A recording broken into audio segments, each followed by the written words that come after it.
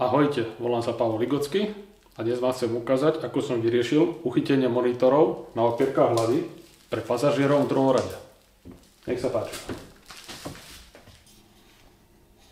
Klasický vesadržiak, čo sa montuje na stenu.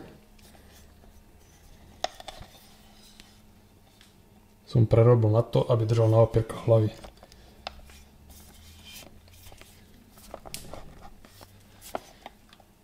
Narezané 4 závity.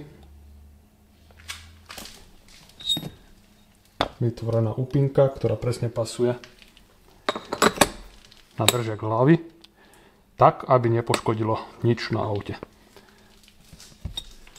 Potom som dal eloxovať na čierno a plus vygravíroval logo Kia. Presne pasuje, nič sa na aute nepoškodí.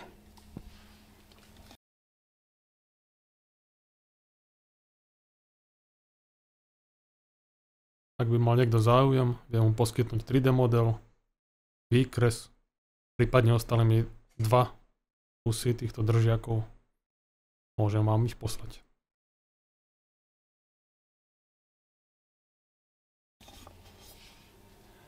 Stačí dať.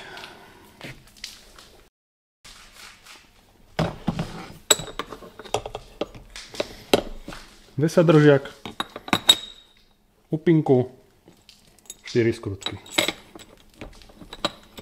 Opierka hlavy stále dá používať. Držiak drží napevno. Ešte môžem dotiahnuť viacej.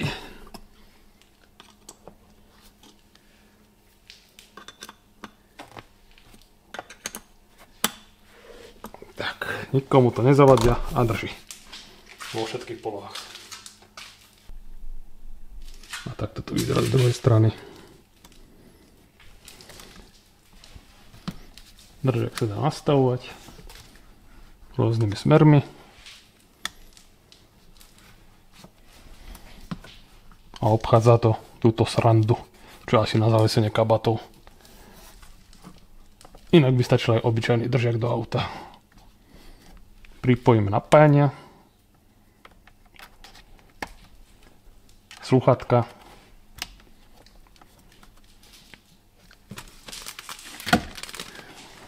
tak to môžem používať slúchadka krásne. To by bolo na dnes všetko. Ďakujem za pozornosť a dovidenia pri ďalšom videu.